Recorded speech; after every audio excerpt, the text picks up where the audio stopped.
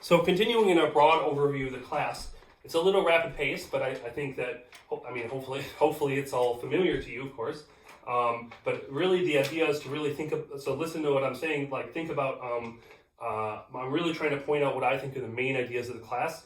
Even in this 1 hour lecture, I'm going to hit every single idea in the class, every single thing that I think you need to know. I was looking at, I don't think we left out any, there's a few small lemmas and propositions here and there, but really nothing serious that we did in the class is actually left out of this. Right, so we studied a couple other famous congruences, right? So we looked at a famous one of Wilson that you should know. You should remember the proof. It's a very beautiful proof, but it's just p minus 1 factorial is congruent to minus 1 mod p. Right, and remember this was by writing out p minus 1 factorial and pairing stuff up, and everything paired up except for 1 and minus 1. So the proof is also good to know. But anyway, fundamental result. And even more important than Wilson, I would say, is Euler's theorem. Well, there's like a lot of theorems named after Euler in this class and in all of mathematics. A to the phi of m, this is the Euler phi function or the totient function, the number of numbers relatively prime to m, a number of congruous classes mod m that are relatively prime. A to the phi of m is congruent to 1 mod m if, and you have to remember this condition, if you don't apply it, if you don't check it on an exam, you won't get the full points, if A and M are co-prime, okay? So there's also Fermat's little theorem, which is a special case of this. It's basically the same thing, but just when M is a prime, then phi of a prime is p minus 1, and it's A to the p minus 1 is congruent to 1 mod p.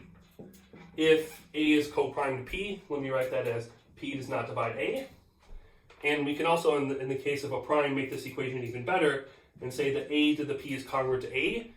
If I multiply this equation both sides by A, I get the same thing. If A is invertible, I can go back and forth between these two.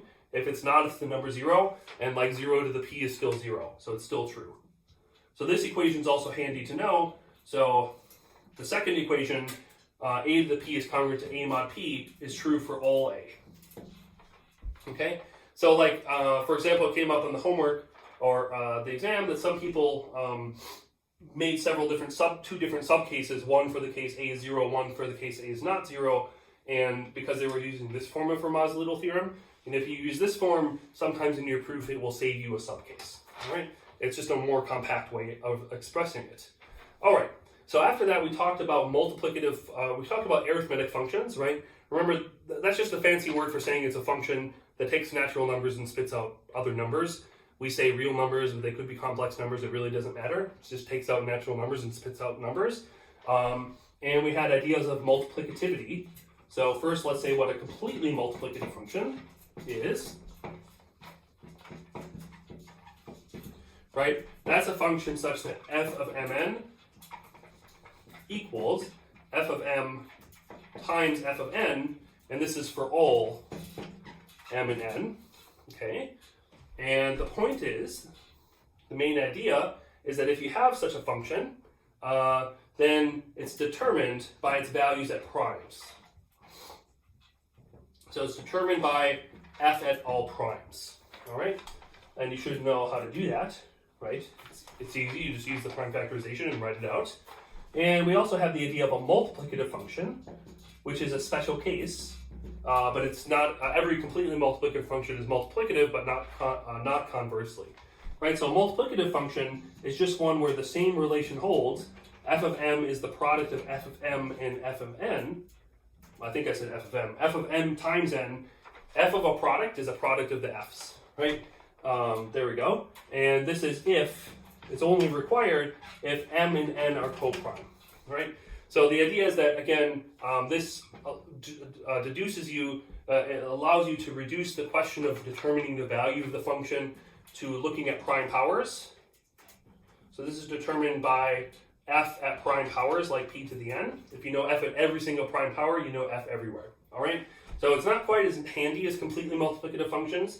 It's, so most nice, but there's quite a lot of functions that are multiplicative but not completely multiplicative. So most of the time you study functions, multiplicative function is enough to actually say powerful things.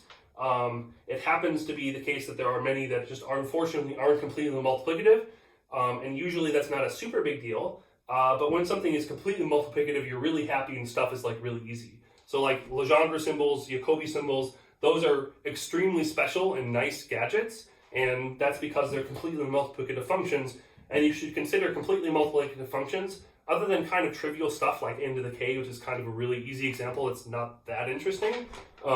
Really non-trivial examples of completely multiplicative functions like Legendre and Jacobi symbols are extremely rare and distinguished, and whenever you find one, like they tend to be very important. Okay, but anyway, we basically had two main things about multiplicative functions. Maybe I'll say three. One is how to build. Well, we have two main ways that we produce multiplicative functions. So some we could just identify as multiplicative off the bat, like f of n equals 1. That's kind of boring, right? So the other two, we basically have two main ways that we've seen of how to produce a multiplicative function, right? So we've seen that if f of n is multiplicative, then if I take capital F of n, if I define that to be the sum over d dividing n, let me write that sigma better.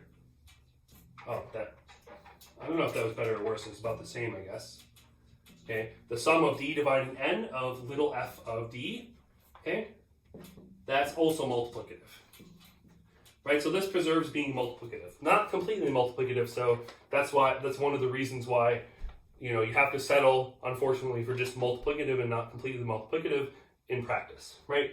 So in particular, if you look at f of n equals n to the k, that's clearly multiplicative. Just write it up, completely multiplicative even. Just write out it's just rows of exponents. That's all it is. And that implies that our kth power divisor function, sigma k of n, which is equal to the sum of d dividing n, d to the k, that's exactly plugged into this theorem. It's the capital F to this little f. This is multiplicative. Okay, and so therefore, if you want to know sigma k of n for any value of n, it's enough to know the values at all prime powers. Unfortunately, as we saw, and you should just know this formula, sigma k of a prime power, you can determine by a geometric series. Right? You could just kind of write down the answer if you know the geometric series formula. All right, great. Right, because again, like what are the divisors of p to the n? They're just the powers of p up to some point. So it's just a sum of powers of p in a progression. So you could just use geometric series. All right. So the other main way we knew how to find a multiplicative function was I guess there's even a third way, which is Jacobi symbols and Legendre symbols. More on that soon.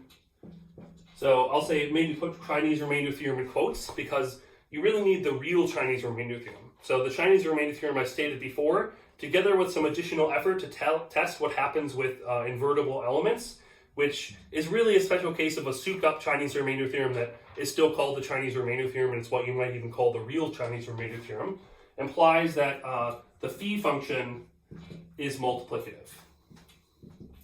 All right. So basically, right, Chinese remainder theorem allows you to go from from numbers mod m and mod n to numbers mod m times n when they're co-prime, just like in multiplicativity. And then you got to check that, like, if I use the Chinese remainder theorem in my inputs that I plug into it, if they're both invertible elements, I end up with an invertible element and that I actually hit everything. Right? So it's just kind of tracking down details, but it truly is just the Chinese remainder theorem if you think about it in the right way. So anyway, that's where phi of n is multiplicative came from, at least in the proof that we gave. Right? And so therefore, if you want to know the phi function for any prime power, you might actually really want to know phi function because you need it if you want to apply Euler's theorem to reduce large powers of things mod other things. Right? So that's where you would actually have to compute it a lot of the time. Right? So you would have to know the value at phi of p to the n to know the value everywhere. And phi of p to the n, we have a special formula. It's just p to the n minus p to the n minus 1. All right? And that's easy to remember why that's true, because again, a number is not invertible mod p to the n if and only if, as we saw earlier in this lecture, if and only if it's not co-prime to p, which is if and only if p divides it, right? So all this formula is, it's easy to remember where it comes from. There's p to the n total congruence classes to test, and there's p to the n minus 1 of them that are multiples of p, just the numbers 1p, 2p, etc., up to p to the n minus 1 times p, but then that would be p to the n, so you have to go one less. Anyway, it's just the total number of congruent classes mod those multiples of p. That's our formula. So now if I want to know phi anywhere, I just multiply these values and all the prime powers in my prime decomposition from the fundamental theorem of arithmetic for n. All right, great. So let's see. Maybe I'll say one more thing, just because it'll be a more natural stopping point. Okay. Maybe I'll just erase a little bit here. We said one more nice thing that you should know about these divisor functions. Okay. And we looked at one special application, namely to perfect numbers, which also the ancient Greeks studied. Okay. So up through this point, most of what we're doing is studied by the ancient Greeks. It's more, when we get to Gauss and Euler, stuff that's really not done until Gauss and Euler is more like chapter 4 stuff, for the most part, other than, maybe I guess you could say Hensel and local to global and that sort of stuff. So we have the idea of perfect numbers, right? So those are just numbers where sigma 1 of n is equal to 2n, or you can also express it as saying the sum of proper divisors of n equals n, okay? Right, so the first few examples are 6 and 28, etc. And what's special about these? Well, if you factor out the powers of 2 in the first few examples, you get 2 times 3, and here you get 2 squared times 7, right? And if I write this out further, I get 2 times 3 is 2 times 2, the next power of 2 minus 1. And here 2 squared times 7 is 2 squared times the next power, 2 cubed, minus 1. Right? And Euler proved that all perfect numbers are of this shape. We have no idea if there's odd perfect numbers or not. We think there aren't any, but we don't know how to prove that. No one's ever found one or proved that there isn't one. But Euler found all the even perfect numbers, or at least gave a characterization up to something that we also don't know how to find all of. But anyway, the even perfect numbers are those numbers of the form n is, we can just read it off here, it's 2 to something. So let's write it as here, 2 to the something minus 1. That exponent I write as p because it must be a prime. So this has to be a Mersenne prime, right? And we proved that if this number is a prime, 2 to some number, 1 less than a power of 2 is a prime. The exponent in the 2 must also be a prime number. So that's why we can write it in this form. And a prime number of this form is called a Mersenne prime. So the even perfect numbers are precisely Mersenne primes times a power of 2, and it's one lower power of 2 than this guy. So it's 2 to the p minus 1 times, well, it sounds kind of the same if you say it in English, 2 to the p minus 1. Okay, so it's just the numbers of this form where p is a prime, and this number is also a prime. Okay, all right, so that's it. That takes us all the way through chapter 3, and then we're going to, in the next video, review chapter 4 and get pretty close to finishing off our total review, everything we did this semester.